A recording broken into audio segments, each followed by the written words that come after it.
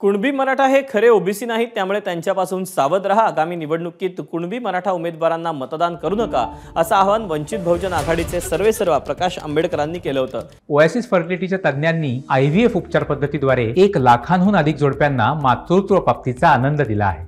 मोफत appointment book करण्यासाठी आजच संपर्क साधा। त्यानंतर कुणबी मराठा काय दरोडेखोर आहेत का, असा सवाल प्रहार संघटनेचे बच्चू कडूंनी केला।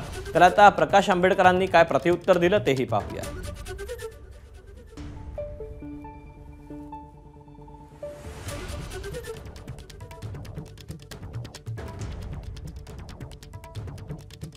कुणबी मराठ्यापासून सावध राहा, याचं कारण 190 कुणबी मराठा समाजाचे आमदार आहेत आणि फक्त 11 ओबीसीचे आमदार आहेत।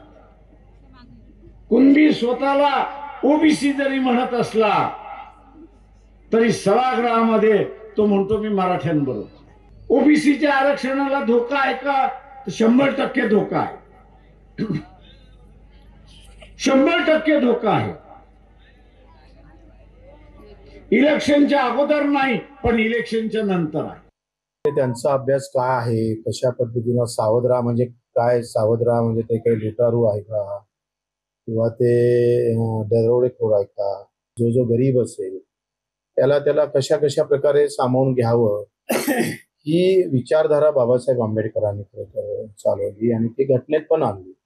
बाबासाहेब आंबेडकरांचे फार उपकारही आहे, पण प्रकाशजी जेव्हा असं बोलतात तेव्हा खरं तर दुःख वाटतं आणि त्यांनी असं बोलावं याच्यासाठी तर मला वाटते काही शब्द नाही आहे। ते वंशज आहे, आम्ही त्यांच्या विरोधात बोलावं, ते त्यांच्या वंशज असल्यामुळं पुन्हा बाबासाहेबांचा अपमान होईल, त्याच्यानं आम्ही थोडं सांभाळून आहोत। बच्चू कडू तर यापर्यंत म्हणतात की मराठा कुणबी काही दरोडेखोर आहेत का, असं का बोलतात? असे जर कळत नसेल तर माझ्या अंदाजानं बोलू नये, एवढंच फक्त मी सांगेन। जेव्हा मी काय बोलत असतो ते पहिल्यांदा समजून घेऊन जर बोलले तर मला वाटतं त्याला उत्तर देणं उचित समजतो, नाहीतर मी इग्नोर करत असतो। ABP माझा, उघडा डोळे बघा नीट।